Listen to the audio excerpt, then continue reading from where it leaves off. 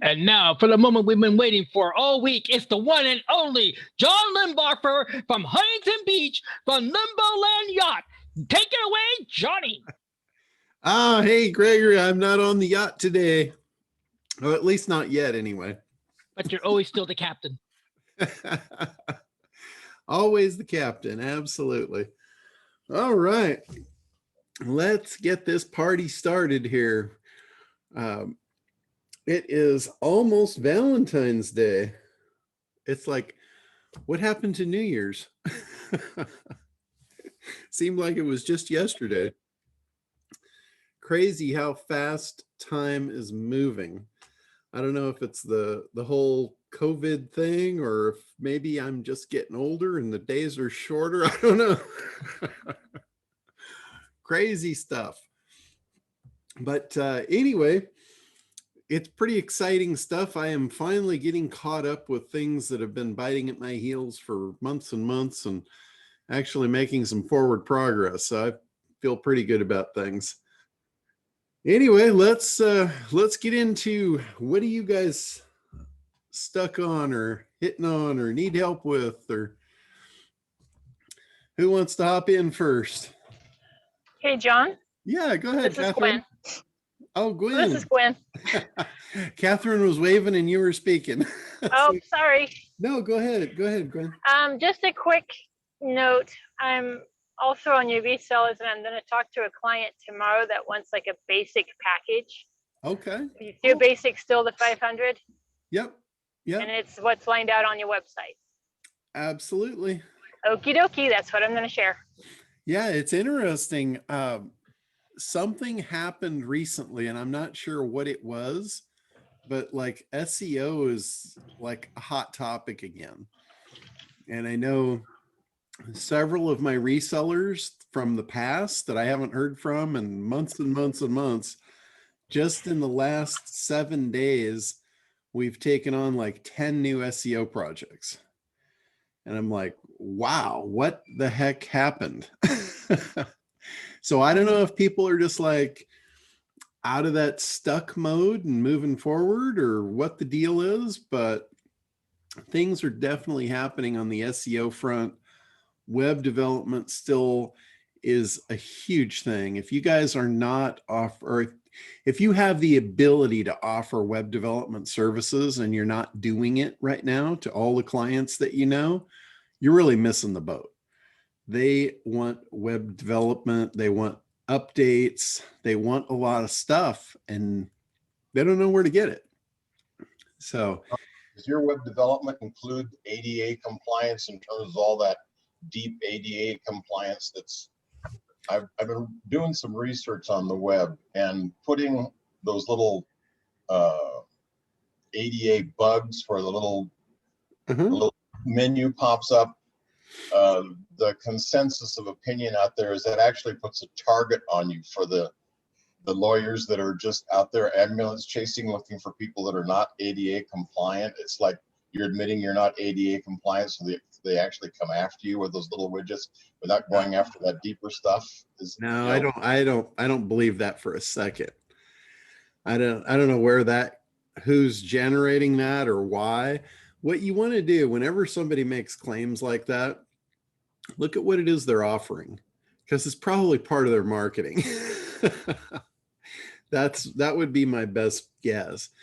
But here's the deal with this. Goes for ADA compliance, and this also goes for FTC Guardian compliance. Just because you put the stuff on your site does not insulate you from being sued. It doesn't mean that just because you have the stuff from FTC Guardian on your site that the FTC can't come after you. Just because you got ADA compliance tags on your site and you're working in the right direction doesn't mean that that is an absolute guarantee you're not going to encounter a frivolous lawsuit. This is something that you should probably let your clients know about too if you're working with clients, because the last thing you want is for you to offer them, let's say you offer them ADA compliance with their website, and you put the little sticker on there and you put the disclaimer that, you know that you're not completely 100% compliant, you're aware of the issues and you're working on them. That's like best practice. Now, the ADA is not going to go after somebody that is trying. You know, they're just not. And they're not going to look further if they see that you're taking action to become compliant, because there's a gazillion people that are not. Why would they not? Why wouldn't they go after them instead of the guy that's actually trying? Right? It makes no sense whatsoever. Just like with the FTC Guardian information, if you have policies on your site that state very clearly that you're in it to make money, and you know you're using testimonials for that purpose and all that stuff, and that you're not making income guarantees and all that, if the FTC gets wind of, you know, somebody, let's say somebody puts in a complaint, because this is how it happens. Somebody will put in a complaint, and FTC, it's their job to investigate, right? So they'll first go to your website. If somebody claims that you said they were going to make $1 million by buying your product, and they go to your website and there's no terms on your site, there's nothing on there in print that says that's not true, then you got a problem. You got a big problem, because the first thing that they will do, if they detect an issue, there's nothing to say that that issue is not true on your site, right? Because you're not protecting yourself. So the first thing that they will do is they will label you as a threat, and they want to detain you, basically. The way they do that is they seize all your assets. And that is ugly. I know several people that this has happened to. And they literally, I'm talking all of your assets, like even personal accounts. It's crazy what they can do. And it's like a kangaroo court. There's nothing, there's no authority that regulates them. They can screw with you to no end, and there's no ramifications on their side, no repercussions. So you want to do everything you can to prevent that. Like if they go on, they get the complaint, they go on your site, it's clearly printed that you make no income claims, then they're like, yeah, okay, well, that's a bullshit claim. And they may not look any further, right? If it's just one, they'll investigate, their investigation, closed case, boom, done, over. You go on your way, you never even know what happened. You know, if you get 100 people complaining, they might dig a little deeper.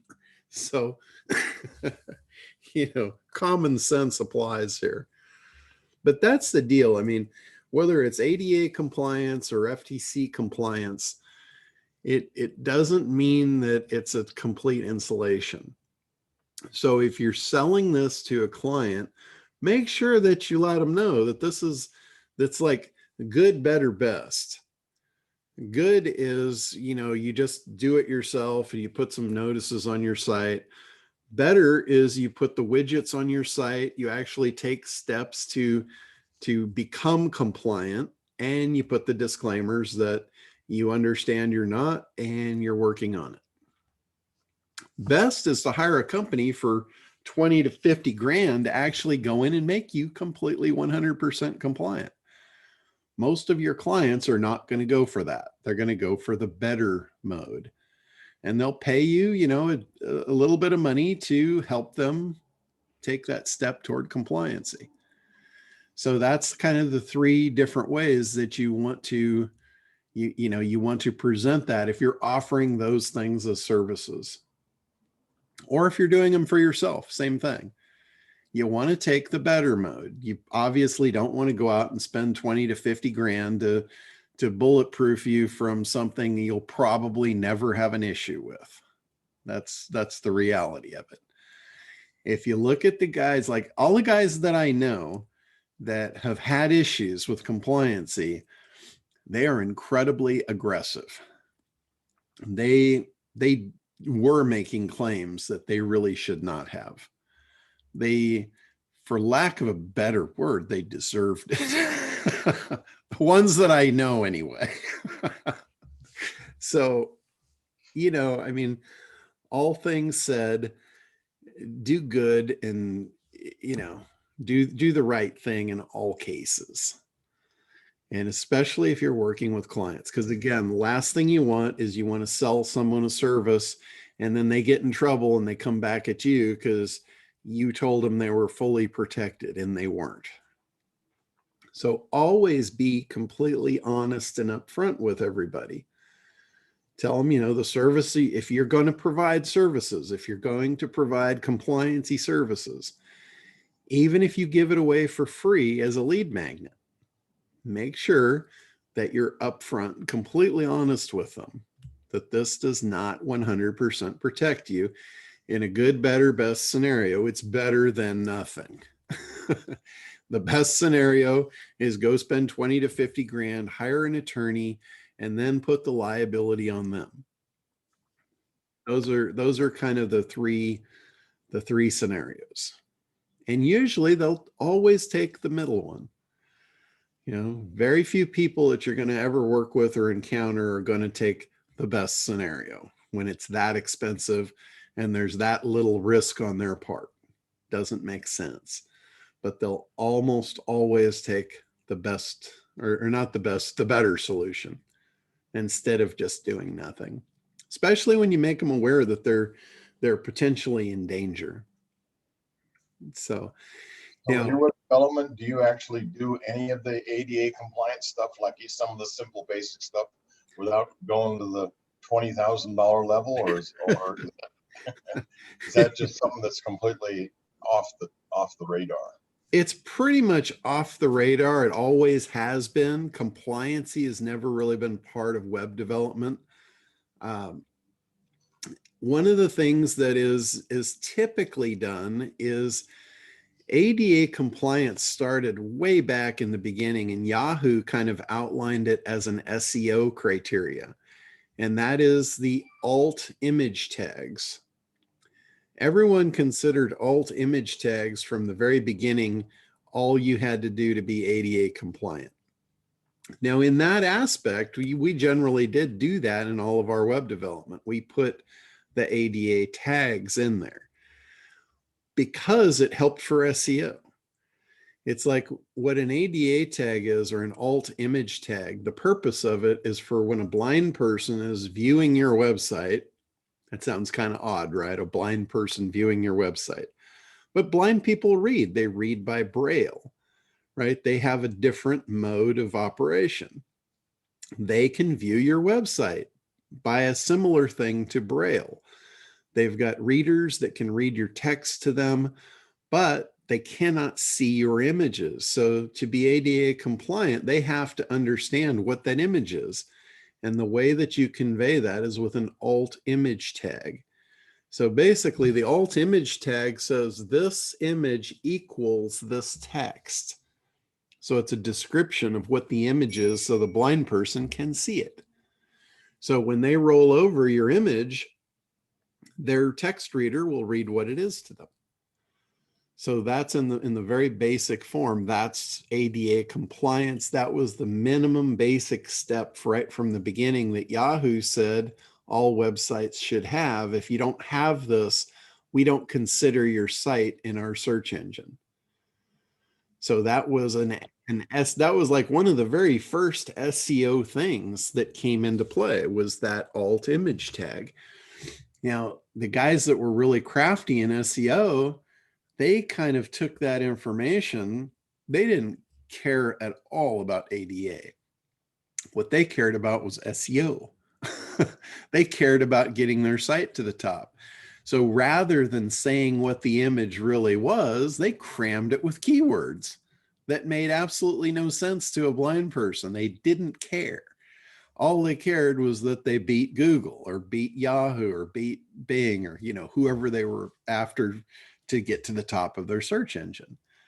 So they did keyword stuffing. They did all kinds of crap that, made sense only in that little short given piece of time until the search engines figured out what they were doing. And now they I'm not going to say they disregard your tags as far as that, but they don't put near the weight on them that they once did because of that exploit. People were taking advantage of that. But it's still a good idea. You know, you want to optimize your tags on your images the same way you optimize a title tag on your website. You want to make it compelling and call to action, action oriented. So always think whenever you're making any kind of tag or any kind of a descriptor for your website, your images, or anything, not only do you want to keep SEO in mind, you want to keep the user in mind. Because remember, a big chunk of SEO today is how the user interacts with your site, including your images. Do they click on the image? Do they look on the image? Do they, scroll around? Believe it or not, Google can see what your visitor's doing. They can see the mouse movements. It's kind of freaky, but they can. So they know if you're hovering over an image and scrolling around it with your mouse. That is how we interact. Like you'll notice this. You probably didn't think about it before, but you'll notice this. When you go to a web page, a lot of people will actually chase the words as they're reading with the cursor. They don't think about it, but pay attention next time you go onto a website and see what you do. And just be aware of what you're doing, and you'll notice, oh shit, I do that. When you're looking at an image, sometimes you're rolling around and you're doing circles around it with your mouse. We do that. Google can see that. That is an active user. They're taking that stuff into account. So if your images, the other thing too, when you roll over an image and it has an alt tag, the tag will actually become visible to you. You can actually see what the tag is. And that again inspires people to click on it sometimes. So always keep that in mind. Keep the human, it all goes back to the ACT program, guys. You got to know what your people are interested in so you can create the right stuff. These tags are part of creation. Anything where you're creating content is part of the creation process in ACT. So the most important thing that you can do is understand who you're talking to, what their triggers are, what excites them, what they like, what they don't like. You got to understand all that stuff so you can create effectively. Now, this is kind of an interesting trick I heard from a really sharp group. This was about 2 years ago when I first heard them, maybe more, maybe 3 years ago when I first heard them doing this. They created some software to scrape reviews and testimonials. And what they were doing, they would just scrape the content. They'd go out to a particular niche, like, if you're in the let's say you're in dog training, that's your niche. So they would go out and they would take all the top dog training sites and they would scrape all the testimonials and reviews. They would put that into one huge jumbo text document. And then they would run keyword density on it. And what keyword density is, it's telling you for every word in that big, huge chunk of text, every word, how many times it shows up. And then they would take that piece and they would analyze it further to see what words were positive and what words were negative. And that's how they found out what their users liked and disliked. And then they created content around it. And it was the best interactive content that they ever tested, because they got the actual words, the actual language out of the niche. I mean, talk about a way to do analysis. You're extrapolating, possibly thousands of different results to come up with, what your audience likes and dislikes. So I thought that was really a brilliant thing that they were doing there. So pretty pretty cool stuff. It might be outside the realm of, what you're doing or what you're even wanting to do, but it was a cool thing when I saw it. I'm like, that's really smart. Now, you can do the same thing by paying an ad agency $100,000. They'll go out and poll your audience and they'll figure that information out for you. But there's a way to do it with software where you can just scrape some data and, run a keyword density test on it. Get the information yourself at a fraction of the price. So anyway, and again, that all boils down to how well you're going to convert.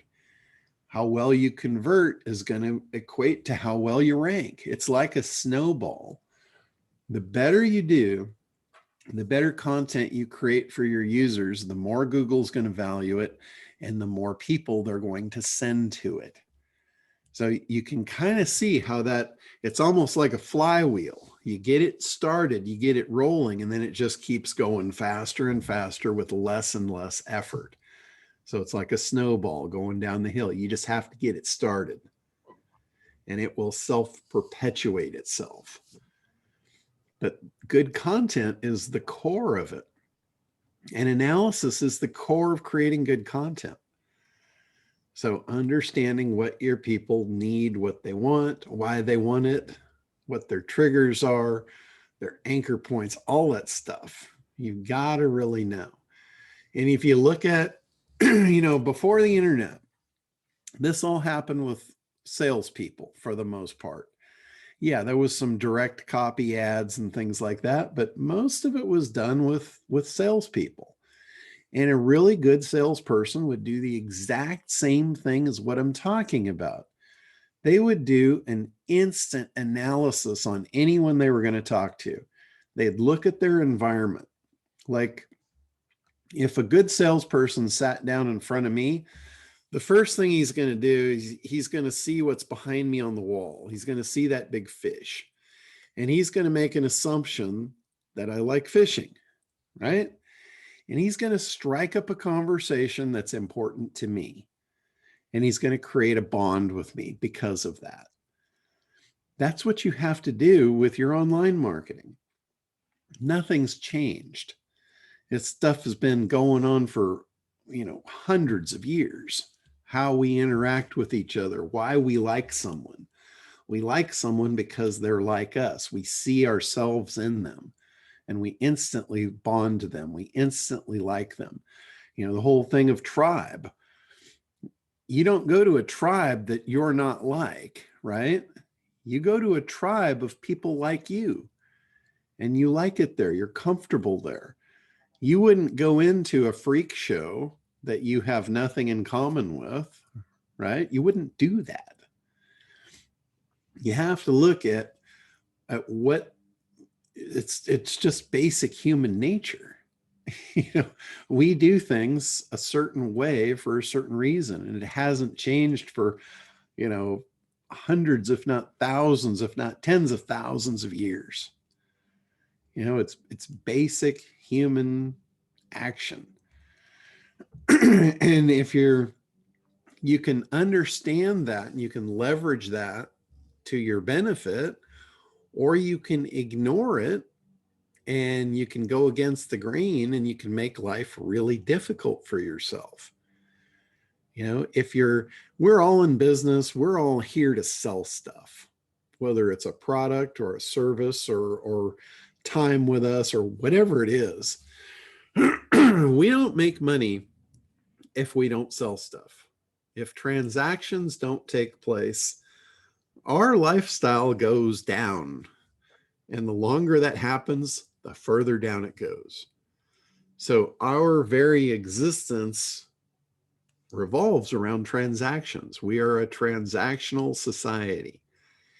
And transactions happen because of interaction with people. Whether it's you, whether it's a salesperson you hire, or whether it's a marketing campaign that you've created to automate the process, it's all the same thing. And it all has to function the same for it to work properly. It's like the laws of nature. You know, gravity exists in my front yard the same as it does in your front yard, and you can be on the other side of the world. Doesn't change. People, they're the same on this continent as they are on any other. They might not be as sophisticated. They might not have things, you know, at their disposal like we do. But as human beings, they all interact the same. They all have tribes. They all interact with each other the same way. And things convert that way. You know, you can look at it any way you want. But even there are transactional. They need things and they have things and they trade for them. Maybe dollars aren't involved, but they trade things. You know, that's just, we have evolved here, and, you know, where we are in society, we are highly evolved in our trading and our sophistication and all that stuff. But it's just an evolution of something that was been going on since the beginning of time. And it really never changed. And I don't see it changing anytime soon. So the faster you get in tune with that, and the faster you start building marketing campaigns that leverage that and take advantage of those factors, the more successful you'll be and the quicker you will get there. And in my case, the lazier you can become in the process. I have found that I can get through life very easily by doing things a little bit smarter. And I got to tell you, if it wasn't for that, I would not be near as happy as I am. So, oh man. Anyway, back to questions. On a question about the ACT program. Okay. That's something that you have in the affiliate program, but I'm not exactly sure how, or if that's intended even to be a white label type of product. I mean, virtually all the other things that are in the affiliate area, we can do, and our clients are not going to know where we got these assets. They're not going to know anything behind the curtain. Correct. However, in looking at the ACT program, if we enroll somebody in that, the only way I currently see anyway is on your website with the presentation that you do, offering them access to these calls, which would seem to me to kind of pull back all the curtain for our clients on what we're doing for them, which is not necessarily something that I would want them to see, that, you know, they can get you know, the site popped for $47 a month, and they're paying $100 a month, or 150, or that one gal's charging $300 a month for it, or, you know, that's not necessarily the activity of watching the sausage being made that we want our clients to have access to. How do we deal with that? No, you are absolutely correct. And again, that goes back to exactly what I was talking about. That goes back to the ACT program. Your analysis will tell you what your customers want. If you have a customer that wants to do it themselves, then they're not going to probably buy services from you. So you might as well make a few bucks on them and sell them the training. Now, if you've got a client that just wants you to do SEO for them, they want you to do a website for them, they have no interest in learning how to do it. So sell them the services. I want to know the things that are in the ACT program to make them better at providing the content on the site that you're building for them, or, you know, et cetera, et cetera, et cetera. Well, that's the whole thing. They don't want to do that. What you're going to find is your clients, you come across clients that are in different pots. Some of them are do-it-yourselfers. They are going to be an absolute pain in your ass to supply services for. You really don't want to deal with that. If they want to learn it themselves, the best thing that you can do is just give them access to do that. Let them go do that. And then when they're educated and they decide that they now want to just have the stuff done, they will come back to you and they'll be a dream client. I've actually done that for like, I was in the same boat. Here I'm offering SEO services, and then I'm offering to teach you how to do SEO, right? I would never tell my clients that I was pitching to do SEO services that they could just go and learn it, right? I wouldn't even give them access to that door. But if, and this happened probably at least a dozen times in my career, I came across somebody that I just knew was going to be an absolute pain in my ass, and I didn't want to deal with them. So I would tell them, look, I'm not taking on commercial SEO clients right now, even though that wasn't really true. I would take on the right clients. I would tell them, I'm not taking on clients right now, but here's what you should do. It's not that difficult. You can just do what you need yourself. I offer the training program way cheaper.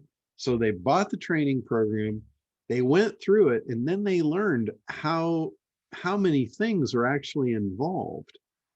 And all of a sudden now, they didn't want to do it. They wanted it done. So when they came back around to see if I had openings, at that point, I said, yeah, I'll take you on now. And they never were a problem because they understood what I was doing. They understood they didn't want to do it, and they were willing to just pay for it.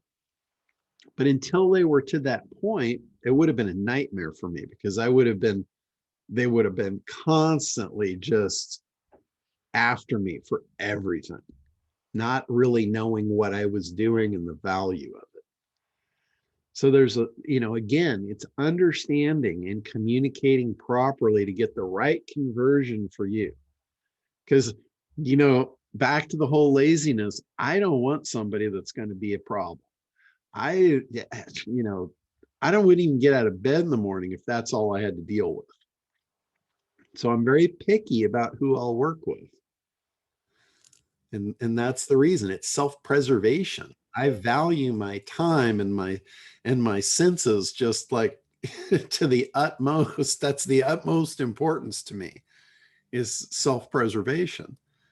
So, I know I'm probably in a different spot than a lot of people. Some people are not, to the point where I am, and they need the sales. They need the income.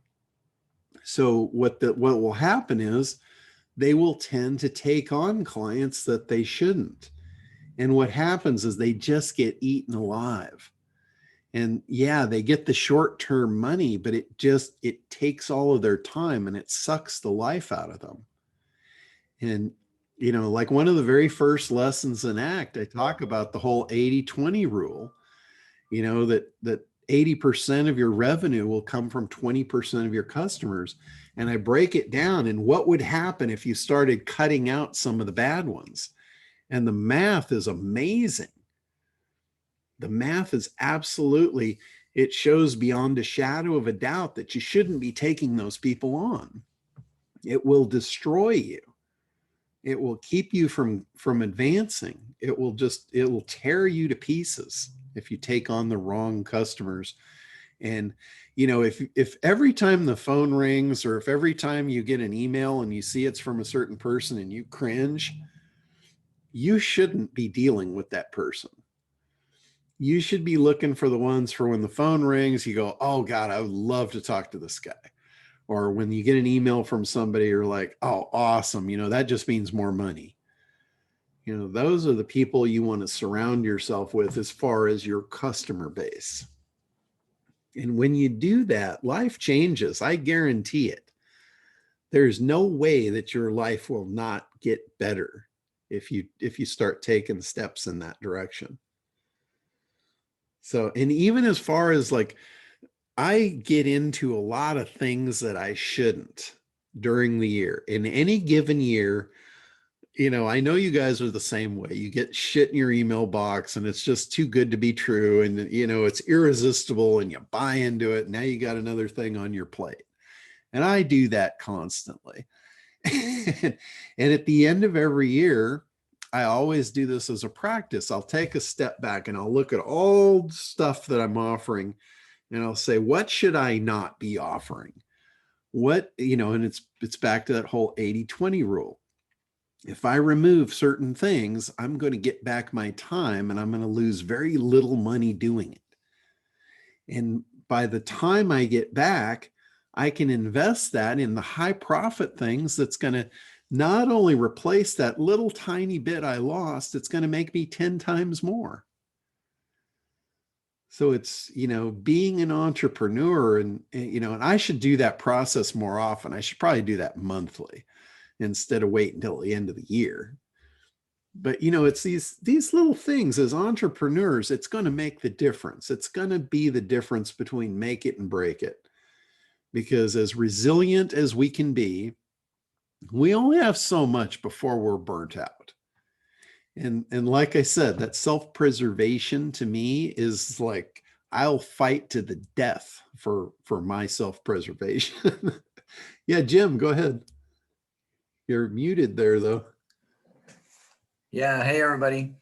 John, I'm wondering if you can go through in Kartra the process of somebody signing up to be an affiliate, and then where do they get their links to send out to people, etc.? Sure. So are you referring to Kartra itself to sell Kartra, or no, like for my products within Kartra? Gotcha. Okay. Yeah, no problem. So inside Kartra, there's pages. You need to first create a page for someone to sign up to be an affiliate for you. So you need to create that. Kartra has templated pages in there, and then they've got your link to sign up as an affiliate. Now, when you go into the settings, inside Kartra, there is an actual setting in there for when you create your overall affiliate program, and you can toggle it between product specific or site-wide. I do site-wide because I want somebody to not have to sign up for each product to be an affiliate of it. I want them to sign up once and have access to all my stuff to be able to promote it all. So you want to set it to site-wide. And then once it's on site-wide, when you create your page, you'll create an affiliate sign-up page, basically. And when somebody clicks on the link to sign up, now they're an affiliate. Now you'll get an email saying so-and-so just signed up to be an affiliate.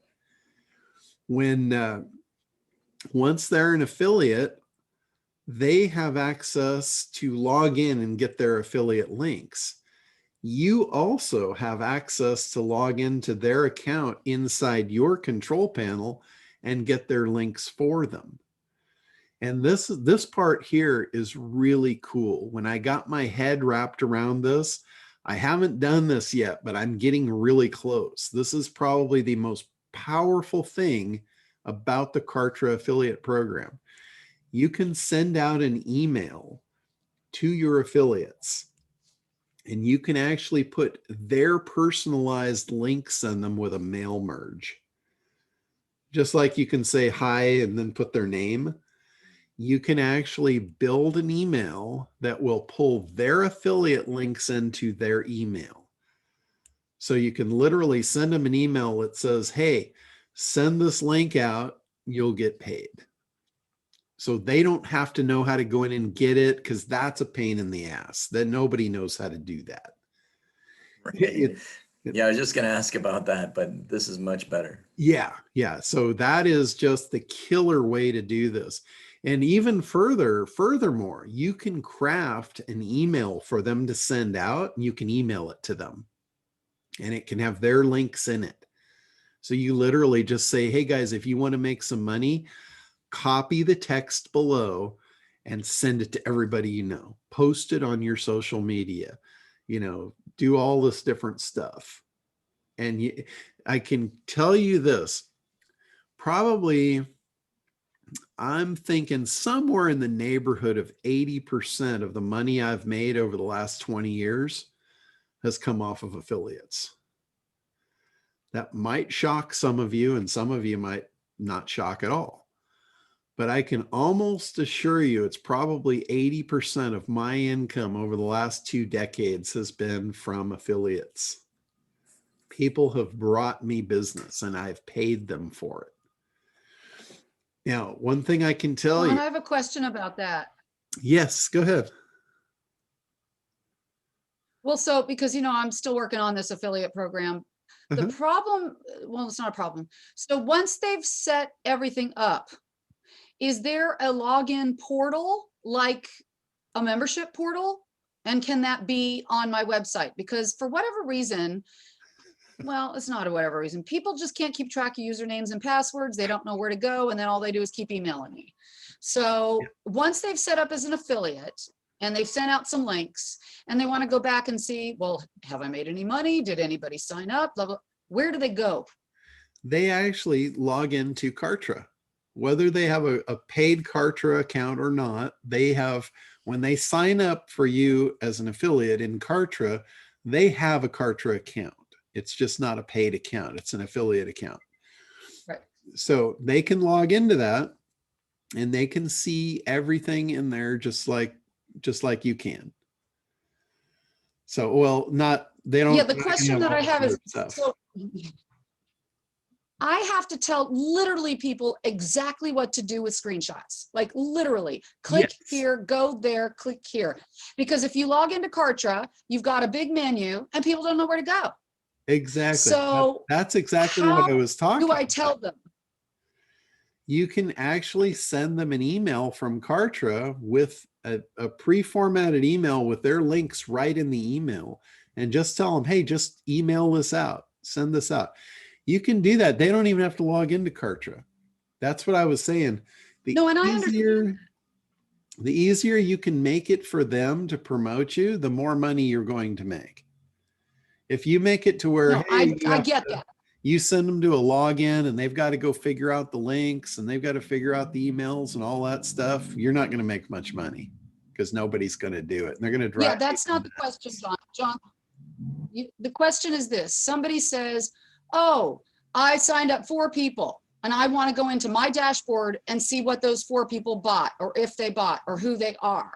Yeah. How do they do that? They log into Kartra. Then where do they go? That's the thing, is that they log into Kartra. Because I don't even know where to go. they log into Kartra. Like here's an example.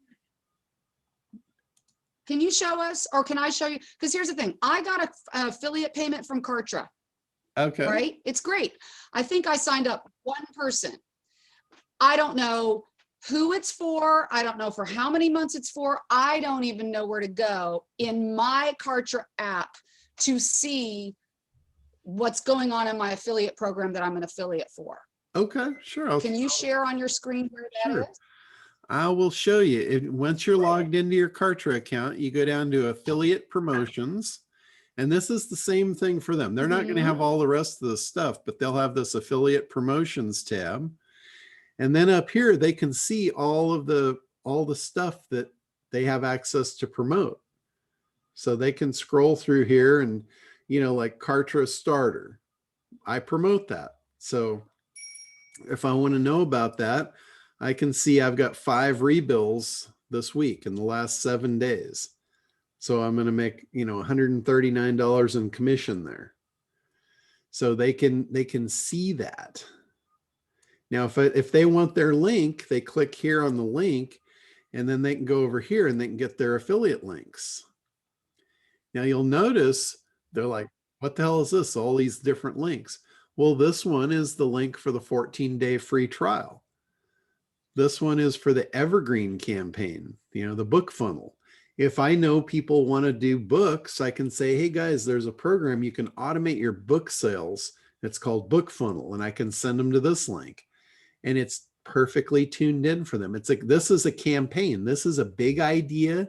This is an entire sequenced out marketing campaign built by Kartra to sell people that are interested in a book funnel. Here's one. So John, where do I see those people? I'm not talking about the links. I love you, but that's not what I'm looking for. Okay. What I'm looking for is, if you can go back, where are the people? Okay, so people, this, you want to know where your people are, right? Yeah, so so for example, you're in there, you've got 5 rebills coming in. Who are they? So if you click on products, Where's it coming from?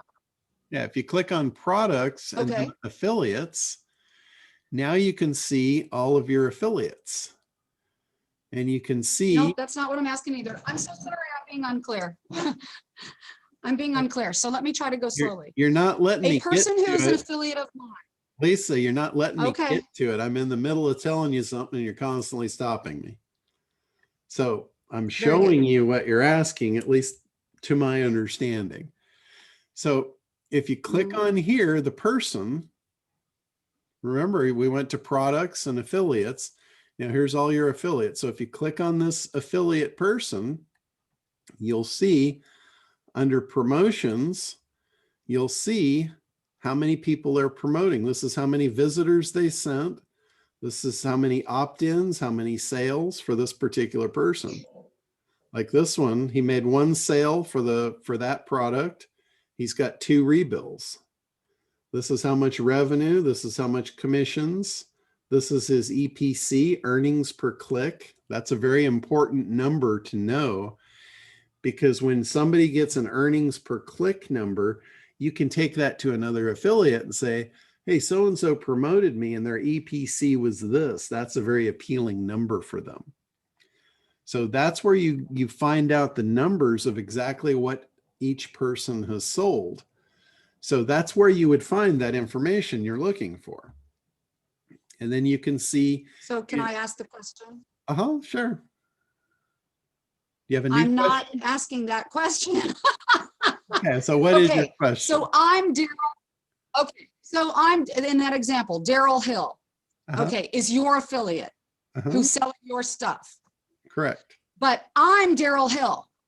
I want to go into my free Kartra and see who signed up under me and how much I'm going to get. I'm Daryl Hill. Okay. Where do I go? Okay, so I don't think that's what I'm trying to figure out. I don't think they're going to tell you who it is, but you will get an email. Kartra sends you an email whenever you make an affiliate sale. They will send you an email. Does that make sense? So why did Kartra pay me and I have no idea who it's from? Okay, so let me. It's really nice. I'll take it. Kartra said, oh, you're going to get a deposit in your account next week or whenever. And I'm like, rock on. Who the hell's it from? Where did it come? How many months does that count for? How many, is it, what's the amount of money per month? Like, where do I get to see that as an affiliate? And even more importantly, is how do you get more of it? Okay, so here it is. Your role as affiliate, Kartra starter, there's the buyer name. Is that what you're looking for? Okay, so if I'm an affiliate, if I'm Daryl Hill and I log into my Kartra and I go to my affiliate promos, that's what I'm asking for is because I'm going to have to do a Loom video or screenshots. I'm right here because I'm logged into my account. I am the affiliate for Kartra, and I'm showing you here's what I sold. It's a rebill Kartra starter. That's the person that bought it. Great. So you went under transactions under analytics. Correct. So I'm in my affiliate promo, analytics, and then transactions. So it depends on which side you want to look at it for. But it's all in here. So then you can also see who failed. Go into my analytics and transactions. Okay, great. And then I guess based on what, and you probably know this, at what point does Kartra send you money? When it's reached 100, 200, 300? I mean, there's a limit, right? I believe they send before it. They cut you. Well, they send it monthly. I think they send it usually on about the mid-month. They send payments out. So you'll. Well, I think this is an accumulation for me because I got like $240, but I think I signed somebody up like last September. Yeah, it's possible. I think So they must have done some. they probably have a minimum payout. And Okay, you- well, that's you can- very helpful because now I can go in you and can actually recreate that. Yeah, you can actually set that when you go over here under your products and you go to affiliates. This is where I was telling Jim about the settings. So this is where I do account wide versus product specific. Mhm. And then here is where you can say there's a minimum sales threshold before you release payments. So they probably have this set to like $100 or something. Can I see theirs?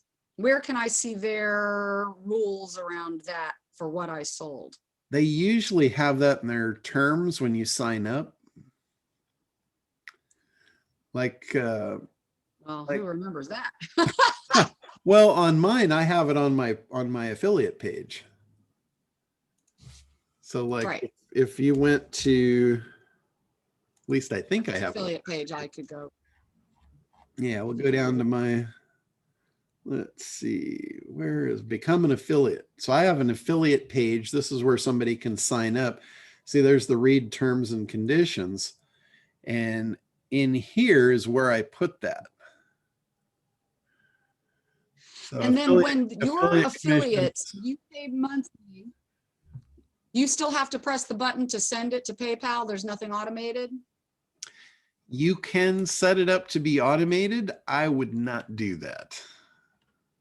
I would not Okay. recommend that. You will have a very bad experience if you do that, because somebody will, I know, seriously, I can guarantee you, you will have a bad experience because somebody is going to figure out that you've got it set like that and they're going to exploit it and you're going to get screwed. So I don't even know why they offer that because of that.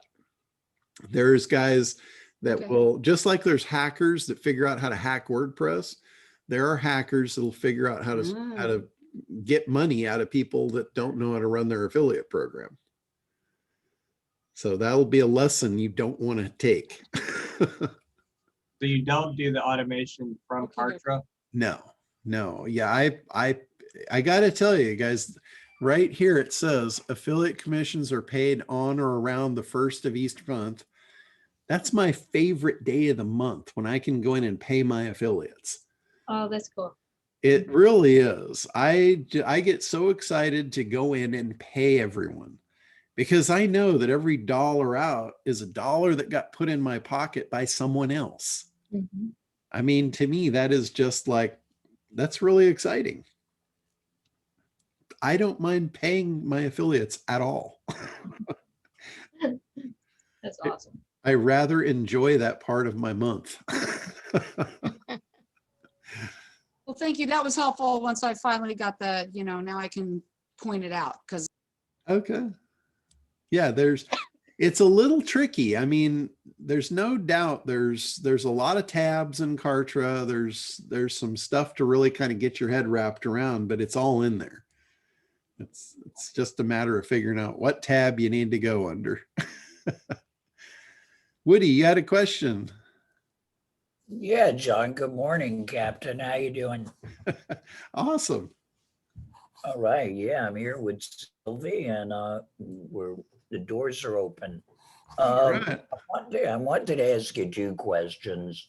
One was you talked about at the beginning, someone going to your competitor's website and pulling out key phrases or keywords, and then it goes on someone super SEO's search engine. I mean, should I go to is there a way that we could go to my top 10 competitors' website and see what rocks their boat or? Yeah, absolutely. Do you know what one of your competitors is offhand? The website? Yeah, like Ron Wynn. RONWYNN. Let me just pull his site up and I'll show you I'll show you how you can do this. Okay. Find my share screen again. Okay, here we go. All right, so I've pulled up Ron Wynn. Now what I'm going to do, I'm going to right click on here and see where it says view page source. I'm going to click on that, and what you're going to see, you might not like, but it's ugly. It's the code. This is the code of the site. So here's his title. So that's his title that the search engines are going to see. So you can take that title and you can not necessarily copy it directly because he's got his name in here, but you could copy that title and then put Woody Blagman in there for your name. You could take the description. See, here's his description, and the title and the description, this is what actually shows up in the search engine for people to see. Like when the listing shows up, this is what they see to be able to click on. So some of your competitors will have really good ones, and I don't mind stealing some of those, for lack of a better word. You might, adjust them slightly or whatever, but this gives you a real insight into what they're doing. There's a third tag that this guy does not have, which, see how this tag is title? Very important. This tag is description, very important. There's another tag called keyword, and it will say meta name equals keyword or keywords, and then it will show what keywords they're after. Most SEO guys stopped doing that because they realized it didn't make too much of a difference in Google anymore. Google kind of stopped looking at it. I think it's a good idea to continue to do it, because SEO, every little aspect in SEO is just like fashion. It comes back into style, and you don't know when and where. So I always put the keyword tags in there, regardless of whether the search engines like them or not, because it's the right thing to do. The other thing that you'll also be able to see in here is this thing called Schema. Now, he's got very little schema data in here. Now, what is that? Schema is another way that Google can tell what your site is about rather than keywords. So this is kind of the new thing they shifted to. When they took the focus off of keywords, they went on to Schema. And Schema is like, it gives the search engine further data to really identify what you're doing and what you should be ranked for. And the reason being, not everything is as it seems. Like there are particular words out there in the universe that have multiple meanings. Google has to figure out what the meaning of yours is so they can display it to the right person. Like let's take, for instance, cougar. Cougar is a big cat, right? Cougar is also a vehicle. It's a car out of the 70s. It could also be an older woman. Now, depending on what you're meaning, Google does not want to show your site to the wrong person. So it has to distinguish, is this a car, a cat, or a female? So it can do its job right. Schema will help it do that. Keywords help it do that. The content on your site, the text of your site helps it do that. So the more you help it, the more likely it will be that your site will go to the top of the search engines. Does that make sense? What does meta mean? Meta, what does that mean? Meta is just, that's the code for what's considered a meta tag. All metadata is hidden. It's not shown visibly on your site. Like if we go back to the guy's site, none of what we just looked at shows up here. Okay. It's not here. It's a meta. Meta is hidden data that's only for the search engine so they can decipher what the site's about. So how do we make our own meta? You can do this just out of text. If you're using WordPress, there's a plugin called Yoast. There's all-in-one SEO. There's PSV3. There's a bunch of different SEO plugins where it makes it easy for you to add these things into your WordPress pages. All right. Thank you. But the basics are title, description, keywords. Those are like the basic tags. The more advanced tags is schema, adding schema code to your site. Now notice down here in the code where it says body, everything past the body tag is actually visible on the site. Everything before the body tag is considered in the head tag. So everything in the head tag is invisible. It's not seen by the site. John, let me ask you a follow-up to that.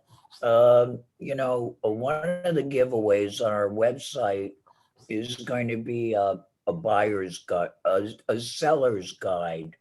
And it's running about 12 pages. We're gonna chop it up and use parts of it for podcasts and everything else. But I also thought, well, then you should also do a buyer's guide. And then today, while you were talking, I was thinking maybe we could do a book or an offering, think like a realtor. Yeah. You know, to the public, like, you know, with tricks. And then I could do the buyer seller guide and some other stuff. And I was thinking, first of all, does anyone want to buy that shit? And the second was when I saw the meta tag access, I was thinking if you got all those keywords of other people's site, and then you put those keywords in the work that you're creating, then is John Q. Public, when he's screwing around on the internet, looking to buy, sell in any of the 50 states, can our guide come up? Yeah. Have you looked at Chris Koff's site? You know, you told us about it, and we've been busier than a one-armed paper hanger. Okay. Well, let me show you his site. This is Chris Koff. He's been in Craig's group for a long time. He's kind of gone by the wayside. He hasn't been back in quite some time, but he's still part of Craig's group. He just doesn't make it out because he lives in Colorado. But this is his site. He is like the top seller in his area because of the way he does things.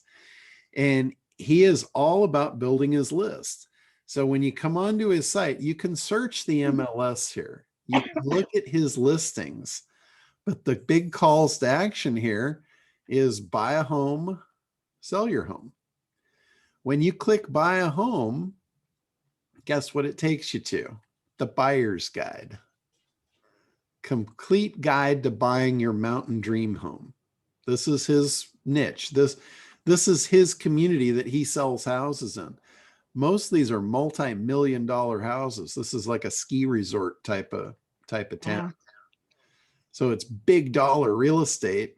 And here he is. Download your free ebook. The Buying Your Mountain Dream Home. That's his lead in. Now, if we go back, that was buy a home, right? What if we want to sell a home? We click on sell a home. It looks pretty similar, right? There's one word that changed. Yeah, that's what I thought. As long as we're building it, just put in a couple of modules that go from buying to selling. Yeah, it's basically he wrote the book, he tore it in half and turned it into 2 books, and he changed one word on the cover. And those are his 2 lead magnets. He gets you with whatever you're interested. Now you can still go and you can still, browse his listings. Like you can click on his listings and you can see, all the stuff that he's personally listed. Yeah. So the real estate don't even have to be necessarily his listings. They could just be Chris's greatest picks. Yeah, you could do whatever you wanted there, or you can search the whole MLS. You can put in here, like, what kind of home you're looking for, what things are important to you, and you can search that criteria as well. So he offers it all ways. He's got the search MLS, his listings, areas, like you can go to these, you know, these different sub areas. Let's see what he's got here. So this is like the Crested Butte, and here's the all the stuff that goes on there. Here's why you want to live there. So he's providing a lot of value for his visitors, because if you were going to go here and you wanted to buy a house here or a condo or whatever, you could go and learn about the areas and figure out which area is right for you. He's very niche specific. He is not selling stuff like, you know, in Idaho or New York. He's only here in Crested Butte, Colorado. Well, we have, I think, as solopreneurs, I think our big wet dream is selling nationally. You know, I mean, yeah. Well, I can tell you, if Chris if he had diluted his efforts and tried to sell nationally, he wouldn't be very good anywhere specifically. And he probably wouldn't make a lot of money. He makes a lot of money doing what he does because he specializes in it. And if anybody's going to buy a house in his area, he's probably going to be involved in either the buying or the selling or both. Right. He makes a really, really good living doing that, being very niche specific. Now, he targeted an area that's high dollar, which just like you're in, you know, LA is high dollar. You don't need to do national. You need to do something really good and, you know, really well and go all in on it. Well, the problem is I'm just as lazy as you are. And I want to sell the guide and the courses. I want to sell, you know, 10 houses a year. But I really, what I signed up for Craig and for you is to, you know, have it all done at the click, you know, where I don't have to send an agent out and yeah. You know, All that is figuring out the process and then replicating it and automating it online. That's all that is. That's your marketing campaign. John? So yeah, go ahead, Gregory.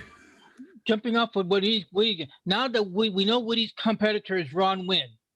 Don't we go from Ron Wynn now to SM Rush and all the other searches to find out what keywords are attracting customers to him and not to Woody? Yeah, exactly. So what I was showing him was how to go to his competitor's site and see, you know, what they're doing. You could take that further. You're absolutely right. You could take that Ron Wynn site into SEM Rush and you could see what he's ranking for. You could see what competitors there are. There's a ton of competitive research that you can do with SEM Rush. And that's part of, you know, that's part of the analysis process in ACT, where I go through and I show that lesson on how to use SEM Rush to really do a deep dive onto your competitors. Because competition analysis is part of the analysis piece of ACT. It's like you want to know what your competitors are doing so you can build your campaign around it and fill the gaps. Nobody does everything 100% perfect. So if you can find somebody that's doing it 80% perfect and kicking ass in your niche, and you go and you take their 80%, you make it 85, what's that going to do for you? You give you a big leap forward, and then you're going to be either biting on their heels or advancing in front of them. I just went to Similar Web. He has no data. He has no attraction. Similar Web. Yeah. So Ron Wynn.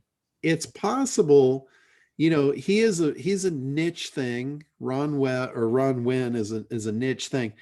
To actually show up on the radar in Similar Web, you've got to have, you know, some decent traffic before you start showing up there. But SEM Rush will pick up a lot lower traffic sites. But if you're up against a big one, Similar Web will give you a lot of really cool data. It'll show you not only where their traffic is coming from, but where it's going to after the fact. And that's really, you can do a lot with that. You can How do figure we out access that? Do you pay for it? What, SEM Rush? SEM Rush. If you're just doing it for yourself, you can just get the 7-day free trial, and you can, you know, have all your ducks in a row and get it all done in 7 days. If you're doing it, you know, on an ongoing basis, it's a paid program. And I think they're like $99 a month. Probably not something you'd need long-term if you're just doing this for yourself, but you know, it might be worth investing in a month's worth just to do a bunch of research for yourself. But not something that you would need. Like I use it. I've been using SEM Rush for 10 years. And it's like the one tool I use. If I'm going to do a website analysis for somebody, I can pull SEM Rush up and I know an awful lot about what they've done and what they're doing and, you know, what they haven't done and everything in seconds. It's right at my fingertips. So it's an invaluable tool for me. But, you know, for you guys, if you're just doing this for your own site, you know, maybe a month's worth would probably be all you need to get in there and do all your research on all your competitors and what have you.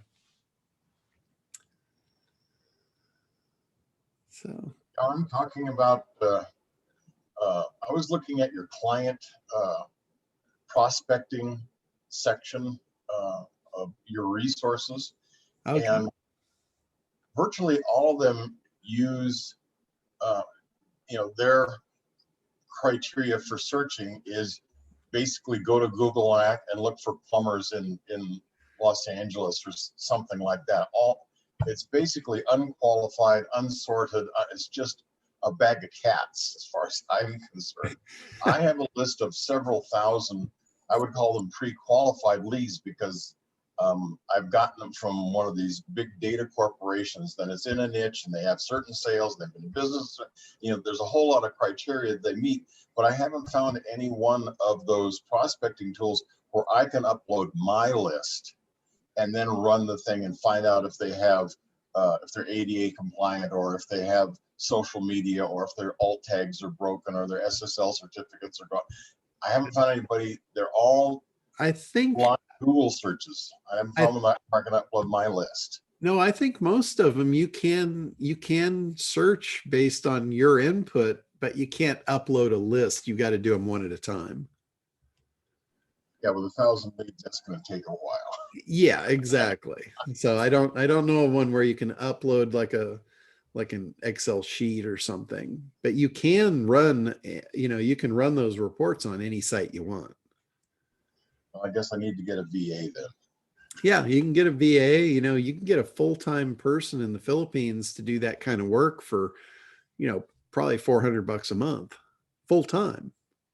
Yeah, that's true. I mean, you know, that's pretty cheap. So, all right. Anything else before we wrap up for this week? I know we've covered a lot of ground in a lot of directions, and that's awesome. I love to, I love the questions. keep asking, because there's a lot of stuff I know that I wouldn't even think to tell you guys about. It's when you ask, the information's there on access, no problem. Well, John, I wasn't totally clear about something. Okay.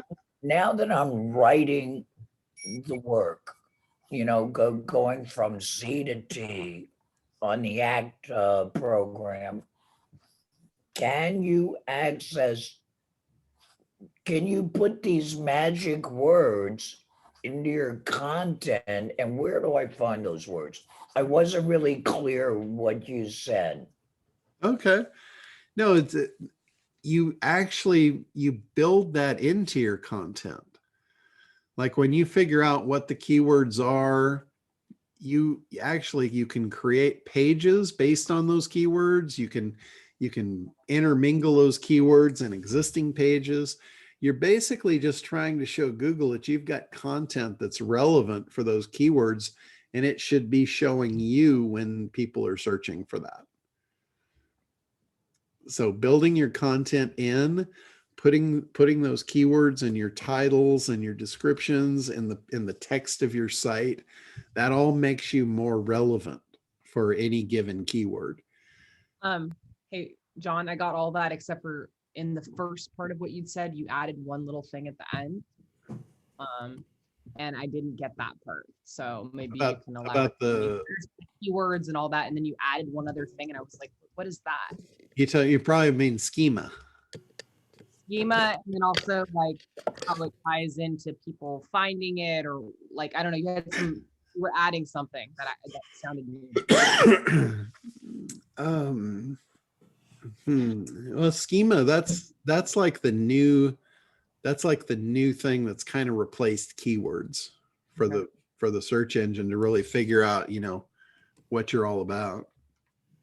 How do we know if people are searching for those keywords? That was what the question was. Oh, that was what Gregory had brought up, a program called SEMrush.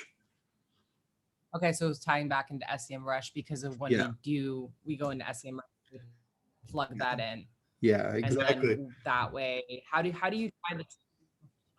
tie the two together? Like I guess I'd have to see the interface of how SEMrush works to really understand how, like what the top ranking words are in your field and all that. Gotcha. Yeah. To add. Let me pull it up here. What was the guy's website again? Ron Wynn. WYNN. Yeah, like the hotel in Vegas. When is it? That's not Okay. And the thing about Ron is he's so successful. It's amazing how neat his profile looks too.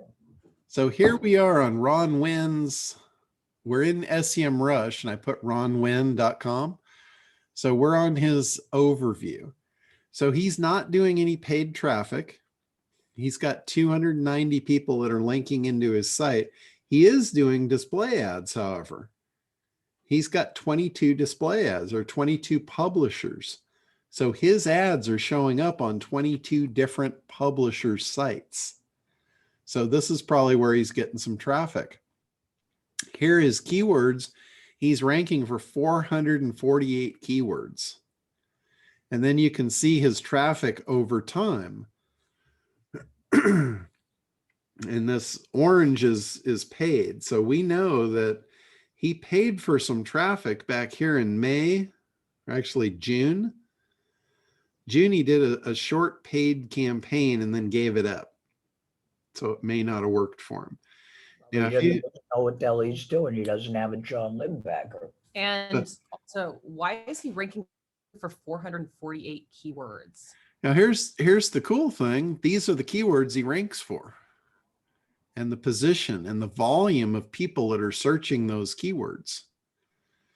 So if you want to dig a deeper dig, you can click on view details and it'll show you all of them and all this data. Now here, what are the requirements to rank keywords? Sorry, I'm kind of here's 136 competitors he has. Like he has another site here, Ron Wynn Real Estate. He might be doing his paid ads on that site.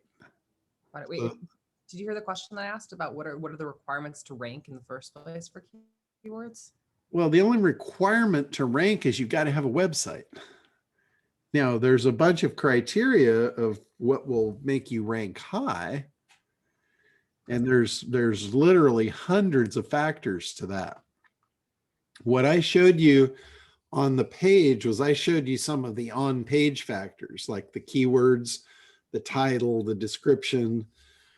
That's considered on-page SEO. That's the very basic basis of SEO. And then you add on what's called backlinks up here. This is like Google looks at that as like a popularity contest. Yeah. They say if no one is willing to link to you, to refer you, then how important could you be and why should we refer you? Okay. So that's called off-page optimization. And the third piece, it's kind of like a 3-piece puzzle. These are big pieces that have a lot of little sub pieces, but you have on page, you have off page, and then you have the user experience. And that's how people interact with the site. If they click on it, if they stay on it, if they click deeper, if they come back, all those signals are also part of the factors that add up what Google looks at to decide who's going to be at the top. Okay. So you literally could have hundreds of little pieces to the puzzle. And at the end of the day, everything is a points value. It's all math. It's an algorithm. So at the end of the day, whoever has the most points is going to win. So from the SEO standpoint, the SEO guys like me, we're looking at this for, okay, what factor gives us the most points and how lazy can we be and still get there? So, you know, I'm looking to move the needle with a minimum amount of effort. So, you know, like I said, the keyword tag doesn't really do much anymore. I think it should still be in there because it's easy to do. And, you know, at some point they might value it again. So if you kind of get everything in there as it should be, it doesn't matter when they change and they shift their algorithm, you're still in position to still be at the top because you've got everything. You got all your bases covered. So here's the competitors. As you scroll down, it'll also tell you branded versus non-branded. Now they're 90% branded by one keyword. That means 90% of their links is on one keyword and it happens to be their brand. That can look very natural to the search engines. If you hire an optimization company and they do all non-branded stuff and they only go after keywords and they don't focus on your brand, that all of a sudden smells fishy to Google and they start penalizing your site because it's not natural. So a lot of factors to this game. Here's where it actually shows the backlinks so you can analyze, you know, how people are linking to them, whether they're doing follow and no follow links. And, you know, some of the stuff might not have much meaning to you, but from an SEO perspective, a no follow link, everybody thinks that doesn't give any value to Google, and that's total bullshit. They see the links whether they're follow or not. So I'm never too concerned with trying to get a high volume of follow links. I'm just looking to get my links in a natural order, and I don't care what the volume is on either one. And then anchors, this is like the anchor text of what is in the link. So there's five domains with 124 backlinks that say external, which I have no idea what or why on that one. His name, there's 21 links from one domain with his name. Here's 15 links, or actually that's Rob Wynn. So here's his, Ron Wynn, 15 links from 9 different domains. That's a nice natural mix there. Here's 12 links from 2 domains with his actual URL. And this website, that's what's called generic anchor text. And it makes sense to have some of that because it's natural. And then it will show the link, the pages that are getting linked to. Now here's the gold. This is the publishers. These are the actual sites that are publishing his ads. Now, to me, this looks like garbage. If this guy, unless this guy is selling to people in Thailand. No, he's not. If that's his strategy, you know, I can see how this would work, but this does not look good to me. This is all Japanese, Indian. This is all foreign stuff here. He's placing his ads on foreign sites. I don't know why he'd do that. And there's the ads he's running. So you can gather a lot of data around a competitor with this SEM Rush. John, could he be looking for investors? So maybe that's why he's doing it. It could be. It could be. That's why I said if he's got a strategy around this, I can see it. But if he's just trying to sell houses to local people, he's basically putting his banner in the wrong yard. But like you said, he might be looking for foreign investors, and in that case, he might have targeted these specifically. So again, for your part of your competitive analysis is to figure out how well is this guy doing? Is there a reason? Did he maybe research these sites? And if he did, he just did all the work for you. That allows you to be lazy. You can just reach out to this website owner and say, hey, I'd like to place a banner on your site. How much would you charge me to do that? And he'll give you a price, and boom, there you are. And you just grabbed all of Ron's traffic off that site. Of his site or an affiliate site of his? Well, this is basically a site that's allowing ads on their site. So he's putting his ads, like these banners right here are going on these sites, which that tells me you can reach out to that site owner and you can put your banner on there. These banners will go to the highest bidder. So if he's paying, 10 cents 1,000 and you offer 12 cents 1,000, you're going to get it.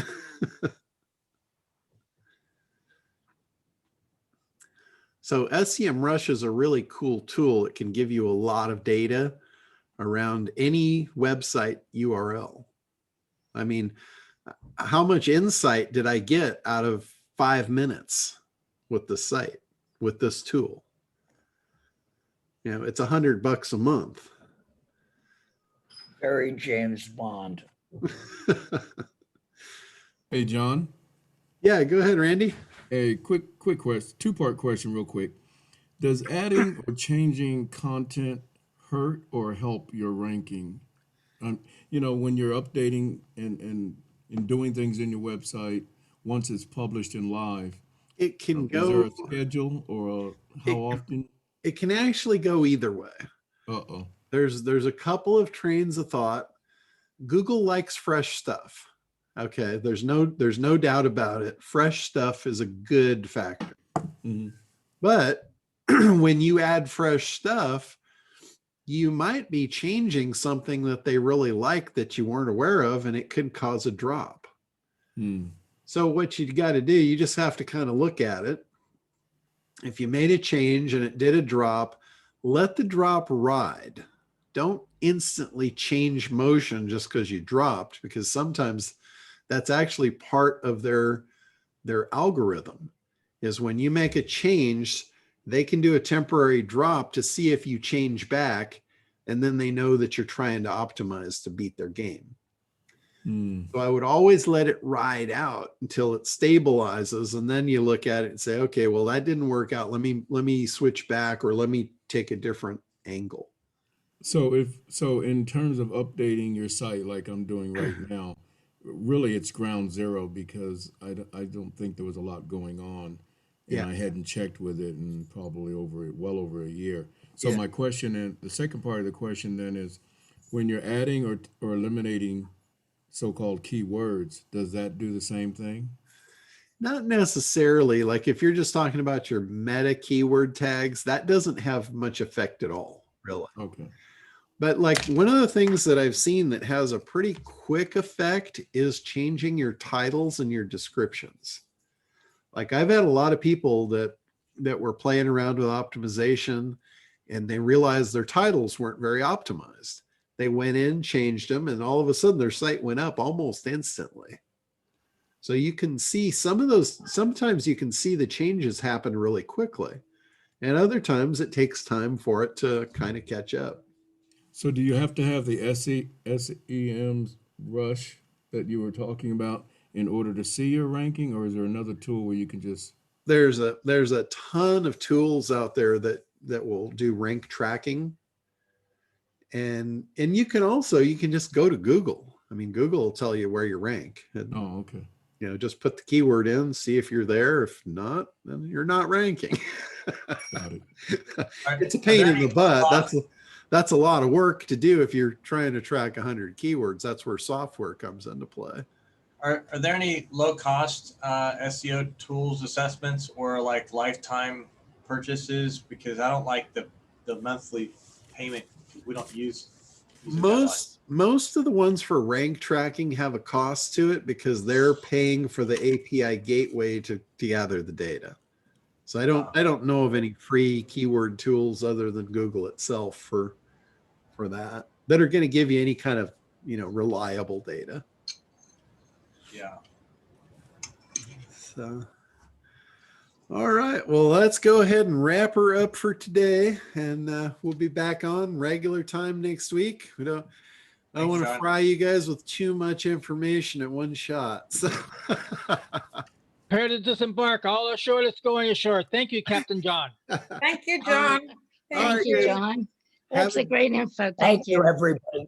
Have a great John. week, and thank everybody for great questions. Thank you. Bye. Everyone from me too. Love you guys.